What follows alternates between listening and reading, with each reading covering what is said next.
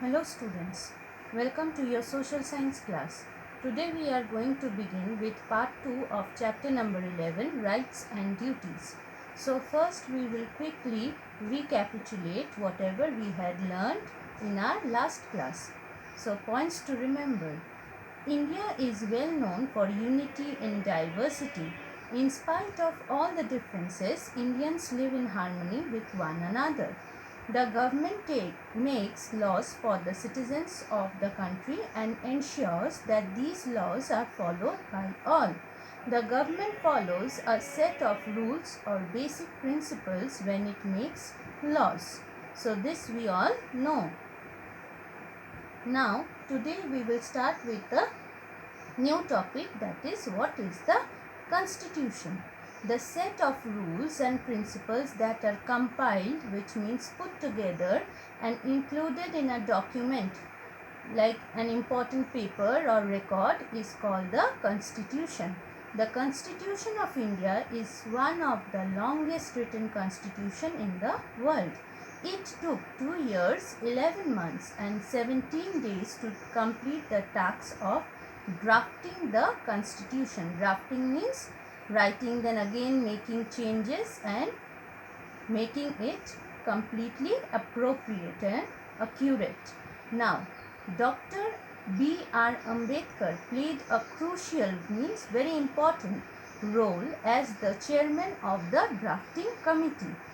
Our constitution was adopted on 26th November 1949, means taken up, and it came into effect on 26th January 1950, that is our Republic Day. The Constitution of India is the supreme law, means the final and most important law of our country. I hope so you are clear with what is the Constitution. Now you can see the picture of the father of Indian Constitution, that is Dr. B.R. Ambedkar.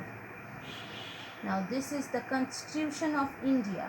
Here is the place where all the set of rules and laws are compiled or put together. This is the document. Now comes the preamble of the Constitution. Preamble means the first page. When you open your book, you will find there is a preamble. So the Constitution of India also has a preamble. So let me read out the Constitution of India, the preamble.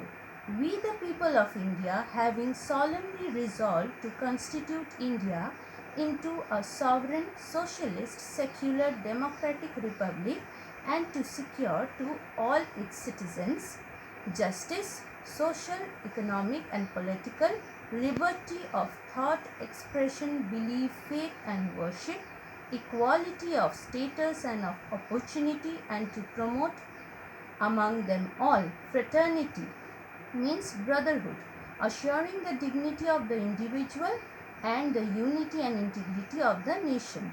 In our Constituent Assembly, this 26th day of November 1949, do hereby enact and give to ourselves this Constitution.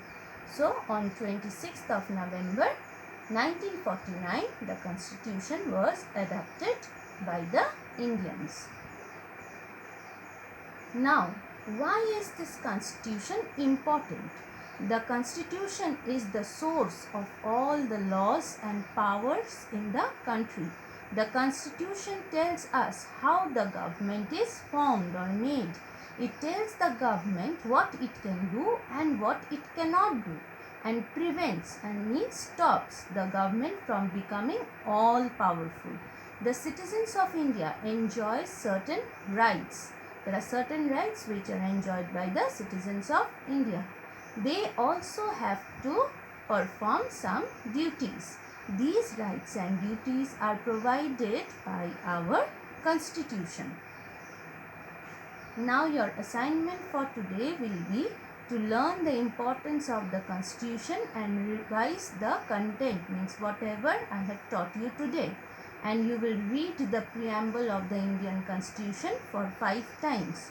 Thank you, students.